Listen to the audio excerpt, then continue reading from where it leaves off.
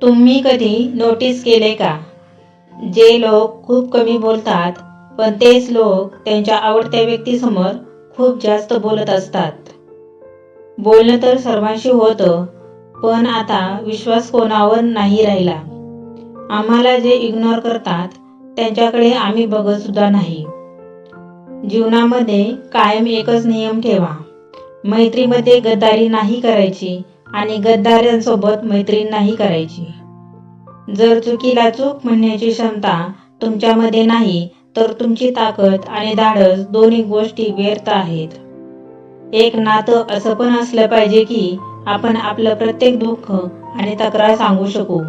खरं प्रेम फक्त तीच लोक करू शकतात, जी कोणावर तरी प्रेम मिळावं म्हणून धडपडलेली असतात. कोण म्हणतं की वेळ खूप फास्ट चालते. कधी तर कोणाची वाट पाहून बघा, समजून जाईल की वेळ किती हळू चालते. प्रश्न हा आहे की जर एक जोक आपल्याला सारखं सारखं हसवू शकत नाही, तर मग एकच दुःख सारखं सारखं रडवू कसं काय शकतं?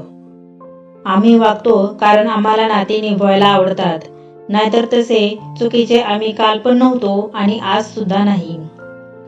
जेव्हा लोक तुम्हाला कॉपी करायला लागतील, तेव्हा समजून जा की तुम्ही जीवनामध्ये प्रगती करत आहात. ते तर आपलं नशीब आहे. कोणाला प्रेम करणारे मिळतात, तर कोणाला पाहू खाणारे मिळतात.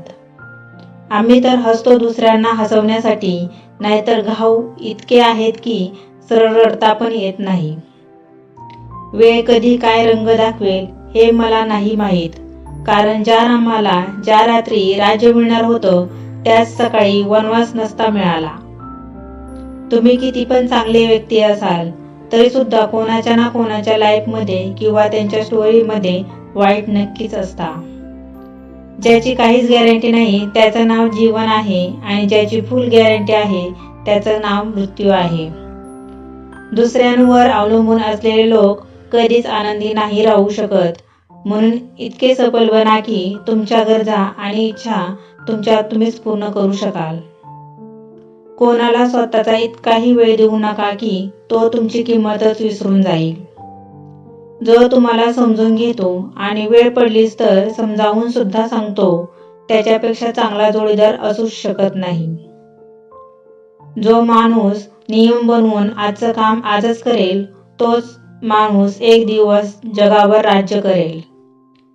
हे विचार तुम्हाला कसे वाटले हे कमेंट करून सांगा.